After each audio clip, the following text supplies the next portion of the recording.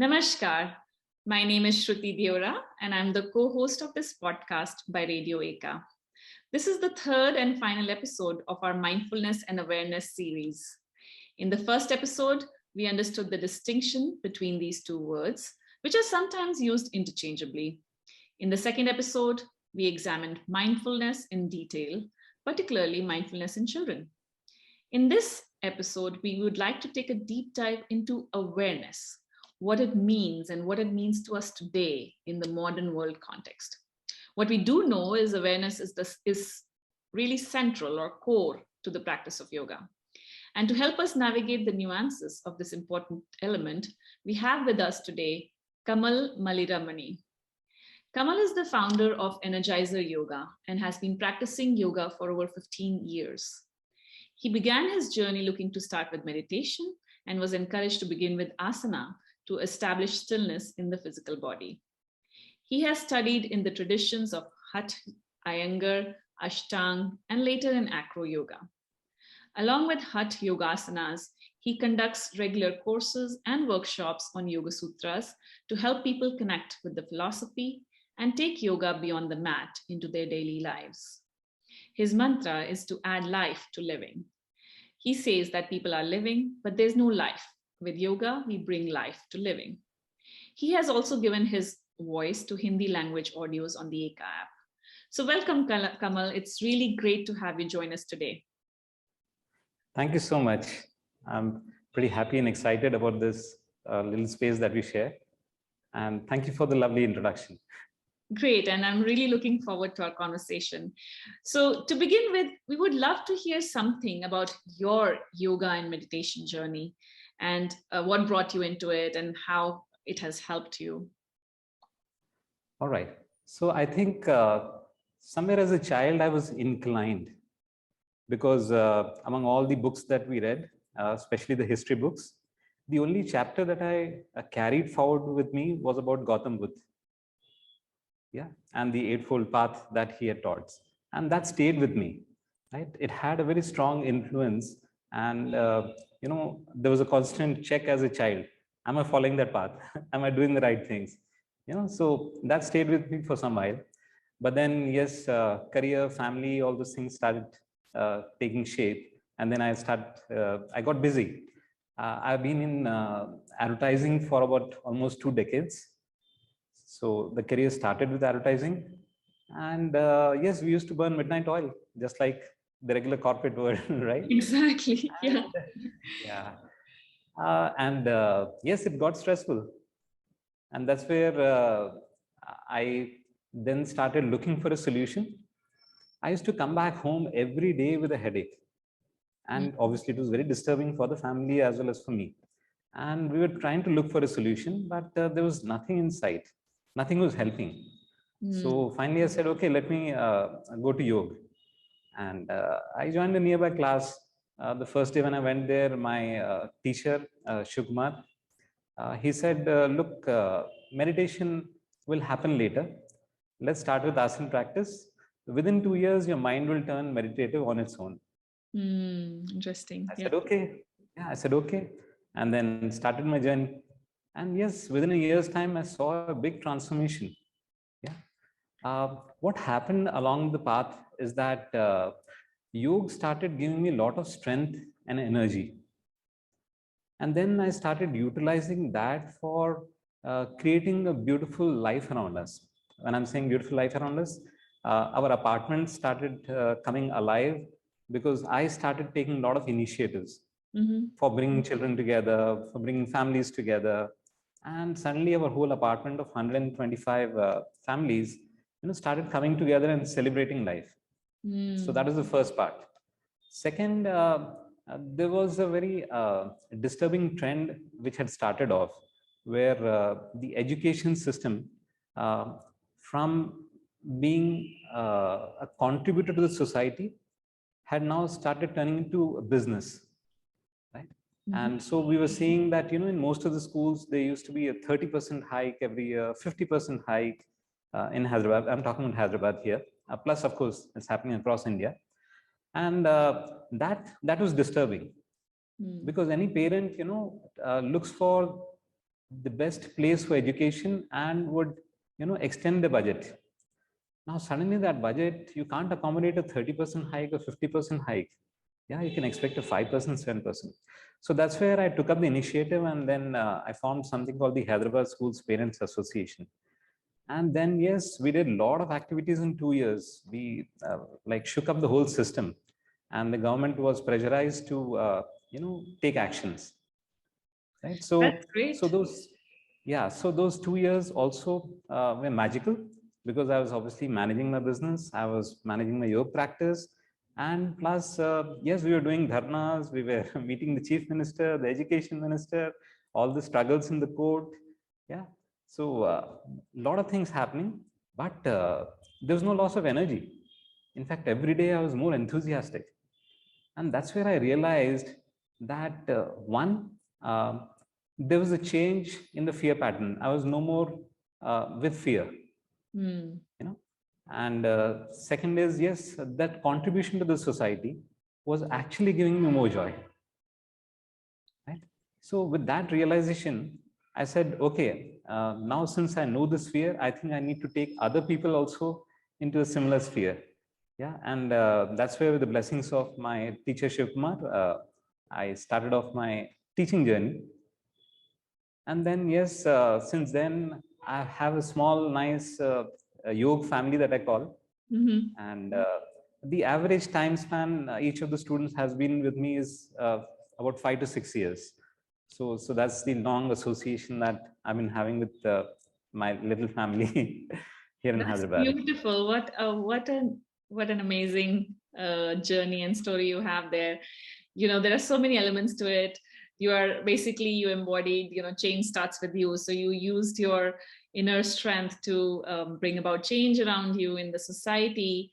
And then, of course, I also had a sneak preview into the advertising world, where my first observation was, wow, everybody smokes, because it is so stressful. So this was, I'm talking more than a decade ago, but I'm so glad that you found your path out of it and into this lovely space that you have created. So that's wonderful. Yeah, I'm also happy about it. Great. So let's dive into our topic for today. So really starting with the basics. So how do you define awareness? And it's sometimes you can say that people use it lightly, because in the general sense, it just means to be, to know something, or to, to have knowledge, or to just have comprehension of something. But in yoga, awareness has a different meaning to it. And I would love to hear some thoughts on this. Sure. So you're right. When it comes to yoga, the definition of awareness is not the way we generally understand awareness as. Yeah. Mm-hmm. When we say I'm aware of something, let's say I'm aware of the global warming. Yeah. But that's not awareness when it comes to yoga. When it comes to yoga, the awareness is basically, who am I? That awareness is what is being addressed on the path of yoga. Right? I think I can share a very small story over here. So there's a farmer, and he has a chicken farm. Right? One day he's taking a stroll in the evening, and suddenly he hears some sound, birds chirping, and kind of a cry. And so he's curious, and he walks in that direction, and he sees there's a nest, and there's beautiful small eagles, baby eagles. And he notices that the mother is not around. He waits for some while, it gets a little dark, but the mother has not come back. So now this baby eagle is all alone, and obviously he feels very compassionate for it. And he says, okay, then come along. And he takes the baby eagle home. And he puts the baby eagle along in the chicken farm. Right? So now the baby eagle starts growing up, and the chicken also become friends with this baby eagle, and there are other baby chickens. So now this eagle starts growing, and obviously whatever it's seeing around, it's behaving the same pattern. So just like a chicken always looks towards the ground, so this eagle is also always looking towards the ground and walking. Chicken don't fly high. They have the small flights. So he learns only small flights. He eats what the chicken is generally eating. So he's growing up in that environment. Yeah. And he's happy with his life because everything is set. He's playing, he has friends, he's got a community, he's got a family, everything. He's living. Now he's grown, and suddenly one day he feels curious and is just thinking, and he looks up towards the sky and he sees an eagle flying, you know, gently gliding around over there. And he says, "Wish I could fly like that." Yeah, yeah. Story of her life. Rings a bell completely. Yeah. So, so we are that baby eagle in that chicken farm, and we are living life, and we think, yes, we are living, until one day when we really get tired and we look up and we say, "Can I be like that?" And then, yeah. So if you notice, it's not that the baby chicken was not mindful, was not aware. Yeah. So it was because of his mindfulness, because of his awareness, he was learning everything. He was absorbing life, which is happening around him. Okay. But the bigger awareness of who he is, yeah, that I am an eagle, okay, wasn't there. Yeah.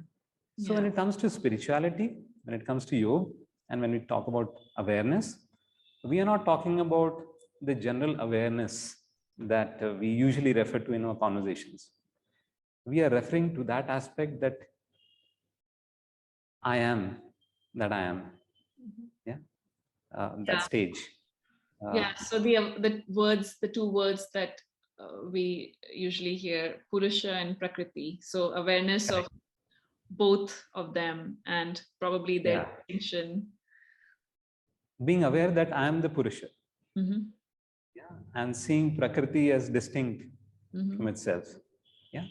Now, Prakriti is again a slightly misunderstood term. Prakriti, you would generally start, thinking of mountains and rivers and all these things. But yeah, the Hindi term Prakriti. But yeah, here when we say Prakriti, it's our form. Yeah, the human form that we are born with. Yeah. So to realize that I am not this. Currently, we all have a feeling. Yes, I'm a male. I'm a yoga teacher. I am Sindhi. So all those qualifications and all those associations that we build with, yeah, a personality and identity. Now, to break that identity and then realize that no, I'm much more beyond this. Yeah? That is the awareness that we are actually referring to. Yeah. So yeah, no, that's how I would. That was very powerfully said. So thank you. I mean, I think that really you hit the nail on its head.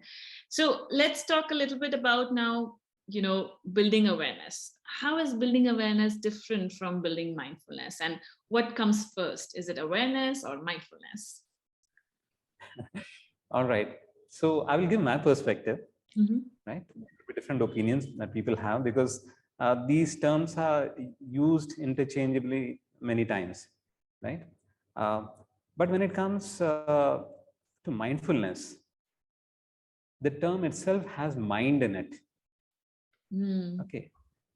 And when we are talking about awareness, and what I just explained about awareness is a state which is beyond the mind. Yeah, the mind cannot comprehend that state of awareness as far as the spirituality awareness is concerned, right? But if we talk about in general, when people talk about awareness and mindfulness, I think the first stage is mindfulness. Okay. Because when you start becoming mindful of things around you or the activities that you are doing, right, then you also start becoming aware. Awareness is more subtler, right? Mindfulness is an activity, yeah, that you do. Mindfulness is a tool that can build your awareness. Interesting. It's like walking. If I put on my earplugs and I'm walking, I'm not aware how am I walking. There's no mindfulness. I'm just listening to music, yeah, and I'm just walking. But if I pull out the music And now I put my mind into walking. How am I walking? What is the feeling with the earth? Okay. What is the feeling? I look at the trees around me. I look at the butterflies around me. I feel the wind, on my face, isn't it? Now that's mindfulness. I'm now totally using my senses to be fully aware of that particular scenario, right? From there comes a connection. Okay. That connection which happens with the environment around you happens because of the awareness. So mindfulness, according to me, is that particular effort that you put in to stay in one place and utilize your senses. But then through that comes a deeper connection, a deeper awareness. Oh, wow. Every day the sun looks very different. The morning sunrise has various colors, and I start enjoying them. I start connecting with them. A certain season, I suddenly see a lot of butterflies. Especially January is the month where you'll see a lot of butterflies in the morning, right? Then suddenly I will see, all the plants no more have leaves. They've all gone dry. I'm aware at the moment because I'm connected now. Yeah. Otherwise, how many people walk on the road and really look up towards a tree and notice it on an everyday basis? We don't. Yeah. Isn't it? Do we have time to look at the birds or the bees or the butterflies? No, we don't have time. We are so occupied. Our mind is keeping us busy. Yeah. And so there is no awareness. Yeah. And so, you're talking about the awareness of the surroundings, but of course, there's also then the awareness of what's happening inside us, right? Like our physical and, let's say mind, body, what's happening inside us. And that's also another thing I believe that, for example, I read this in Yoga and Kriya. It's a book on Yoga and Kriya by Swami Satyanand Saraswati. And they say that awareness is the ability to stand back and observe one's physical and mental activities. So this is the witness mode, right? Like what we also in Hindi call Sakshi Bhav sometimes. Yes. And I think what you're saying is that if we can, subside some of that mental activity, we can actually get the opportunity to be aware, if I'm understanding what you're saying. Yeah, in fact, the term witness is also very interesting. Yeah. Suppose that there's a fight happening on the street. Yeah. And if the same fight gets into the court, now the court will obviously give more value to the witness, not people who are within the fight. Absolutely. Yeah, because he's standing apart and watching what is really going on, who's behaving how, what are the terms that have been used, who was first, who was second, how did the whole story happen. He has full account of it, standing apart from it. Right. Yeah. And that's the same thing. All the different fights that are happening in our mind, if we can just stand apart and see, you'll actually start laughing at all your suffering. Interesting. Yeah. I mean, I think we all aspire to get there, and hopefully, our practice can help us get there. So maybe we can, take a segue into, some of the yogic practices that can help build awareness. I think every yogic practice is built for awareness. I'll give you a difference between how a yoga practice can be about mindfulness or no mindfulness or awareness. Yeah. So we have so many practitioners of yoga across the globe, and we all do Surya Namaskar, right? The 12 step Surya Namaskar that everyone goes through, right? Now, one person sees it as an activity which keeps me healthy. So he's got no connection with what is yoga and blah, blah, blah. I just do my Surya Namaskar, that's all. Yeah, the 108 Surya Namaskar fad. Yeah. Right. Okay, so it's a number, you chase the numbers. And yes, you are still in that achieving mode, right? Yes. All right. The second person, he's a little more serious about yoga. Now he wants to understand. So now he says, okay, fine. What are these 12 steps? How do you do them perfectly? Okay, how should the body move? right? Okay, this mantra has to be chanted at so and so time. This mantra has to be chanted at so and so time. Okay, and then they will chant the mantra, and then perfect. Everything will look absolutely aligned, right? Mm-hmm. So he's fully mindful about what is going on, isn't it? Mm-hmm.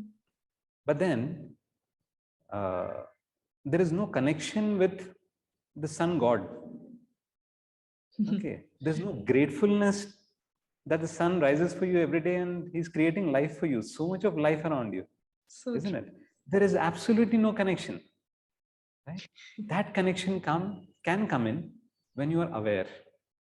Mm. Why am I doing this? It's called a Surya Namaskar. You know, it's a prayer. Mm-hmm. It's bowing down in gratitude. Thank you for rising every day and making life happen to me and to everyone around us. Yeah. So that's the stage of awareness. Wonderful. Yeah. That's beautiful. So Yeah. one same activity, it's the same activity, right? One is without mindfulness, just an exercise. The other one is mindfulness, but no awareness. The other one is the third aspect is awareness. Yeah. And feeling of connection. Yeah. Mm. So that's how I would say that anything that you pick up in yoga Including can become a pranayama and meditation. yes. In fact, what happens is the process of yoga is so beautifully made or designed that you always start with gross because that is easy, Mm. and then you move subtler, right? So if you let's understand yoga nidra as a practice, you'll start off with external sounds, then you'll come to the body, Mm-hmm. right? Then you'll go to the breath, and then you'll go to the visualization, right? So it's getting subtler and subtler and subtler, but you are there as an observer at each of these stages, isn't it? So the practices are built so that you start up jagruk bano. You know, the awareness term for Hindi, we would say is jagruk, jagna. Mm-hmm. Okay. First thing, you don't even realize that you're sleeping. Yeah, it's interesting you're saying use yoga nidra to actually wake up from the sleep you're in. So that's an Yes, interesting twist. absolutely. Yeah, correct. You put it beautifully. Absolutely. So every possible tool, in fact, not just yoga, I would say any activity that you would do that you like to do. Let's say you enjoy gardening. Mm-hmm. Yeah. Yes, you can be mindful in gardening. You can become aware by gardening. Mm. You know, it can open up the whole wisdom of this world, just gardening. Yeah. Because as seasons change, as flowers happen, fruits happen, different plants behave in different way, the soil changes, the moisture changes, you know, the effect of light on it, you see everything. So life is happening, returning, happening, returning, happening. You see through these cycles. You don't need to read anything. No Bhagavad Gita is needed, believe me, if you are able to connect with that process of just gardening. Yeah, no, I think I remember also reading that even in Buddhism, I think they say this that any activity, the way you're describing, if you do it completely with full awareness, can basically enlighten you, right? So that's what Right. exactly what you're saying. Now, Yeah. again, when we're saying awareness, not means, acha, I'm fully aware, I'm open, with my eyes open, I'm here, I'm here, I'm here. Mm-hmm. No, not that. Yeah, yeah. There is a connection. Mm-hmm. That's the beauty of the awareness. Right. You know, there is love, there is togetherness, there is oneness between you and the subject. Right. And eventually, I mean, again, I've read this, I would not claim to have felt it, but basically the connection to the larger consciousness around us, right? So that's kind of the goal of yoga anyways. So that's What happens is you don't have to work towards it. hmm. Oh, I have to become aware that yes, everything is connected, everything is connected. No, it doesn't work that way. Yeah, yeah, Okay. You walk on the path of yoga, which has been defined, yeah, and one day it will just happen, yeah, yeah, yeah, isn't it? Because, like I mentioned, the mind cannot comprehend that state. yeah, yeah. The mind is more gross than consciousness. Hmm. Right? The subtle can understand the gross. Hmm. Gross cannot understand the subtle. Very, yeah, very nicely clarified. Thank you. That really helped me a lot. Yeah. So if I keep telling myself, saying that no, I am a good person, I don't harm animals, I don't eat meat and blah blah blah and all these things, I'm aware. Okay. No, you're still not there. Yeah, exactly. Because you still don't see yourself there. It's not an exercise of checking the boxes, right? It's Yes. yeah, it is. It's a journey of lifetimes probably, Yeah, because it's not easy. Maya per se, Maya, the illusion, yeah, is very, very powerful. absolutely. And especially today, right? When we have so much, let's say, like so much noise around us that it's hard to tease out the signal from the noise, like talking about some electrical engineering here. But I mean, I think, but it's really also, I think there's also some sort of shift that I feel, at least, or maybe it's because of the social media that we feel that way, that there is definitely a huge movement of a lot of people being interested in these practices. And actually, a lot of it, unfortunately, is more focused on the gross aspect or the asana aspect. But I think there's a huge movement towards towards pranayama and meditation also. So I think that's very heartening too. What happens is there's something very unfortunate in the yoga field which is happening currently, which is this whole idea of putting teachers in the market. Yeah. They are not aligned with the philosophy of yoga. Within a month's time, I cannot become a yoga teacher. Absolutely. And that is causing more harm than good in the society. Yes, you see more people probably practicing yoga, but is it really the practice of yoga is something that we today need to question ourselves? Isn't it? No, I think you talk about a very critical point, though that's probably a topic for another podcast. Yeah, right. But right now, how about we talk a little, if it would be great if you can talk a little bit about how is awareness described in the scriptures, or specifically, let's say, Yoga Sutras? The whole journey of yoga, as per Patanjali, is about silencing the mind. Right? Because it's these mental fluctuations which have taken over us. Right? It's just taken over. And when this multiple fluctuations start subsiding, then the real you comes out. I can give you an example for this. Yeah. Whenever you go to villages, right, you have wells, and obviously the water is not ultra purified like the water that we drink. Right. It has a lot of muck and salts in it and other stuff which is not healthy for us or not required for us. So there's a powder which comes, which is called kataka. Okay, I mean, I'm using a very old term. Many of us are not aware of that. But then they used to spray that powder. Now the property of that powder was to attract all these dust particles, all the unwanted things. Right. So first the powder stays on the top, and as this particle comes and attach itself to the powder, the powder gets heavy, and it starts going down, and pure water starts coming up. Right? That's the process of yoga. Wonderful. I love your analogies, I have to say. Very, definitely. That's a powerful visual. Yes, I think. So knowledge will take away the ignorance. To come out of ignorance, you don't do exercise. For that you need knowledge. Right? And that's what we need to. So yoga is again not going about going to a mountain and sitting all alone and doing some practices. No, yoga is living the life as it is and still being silent. In fact, there's a beautiful definition that I tell about health to all my students, which I'll share here. That when we refer to health, it's usually seen very physical oriented. Yeah, if I go to the gym, if I'm running 40 kilometers, I'm healthy. Yeah? But the Hindi term for the same thing is swasth. Yeah? Yeah. If you break that down, it's Swayam and Sthir. Yeah. So jab Swayam ko, when you are steady, when your self is steady, Swayam ko sthir karna. Yes. So it's just not the body. When you are sthir from inside, Right. nothing in this world can shake you. Yeah. No circumstances can move you. Then you are swasth.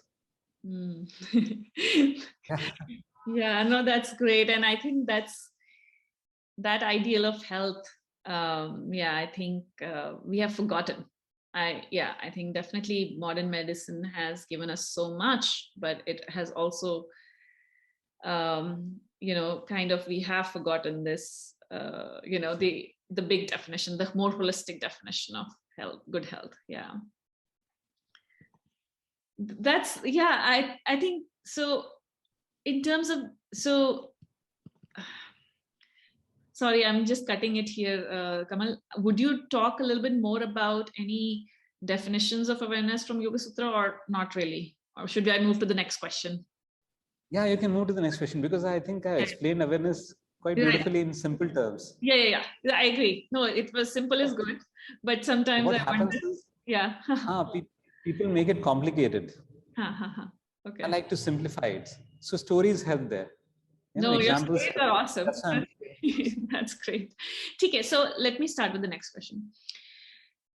So, Kamal, we are talking about the relevance of awareness in today's world, but why is it important to build awareness, and how does it benefit us in our day-to-day lives? And it's not like it's not like we can get awareness only through yoga. So how can other people also access awareness in today's modern context? So it's not that today people are unaware. Let's be very clear that this unawareness has been there since man has been around.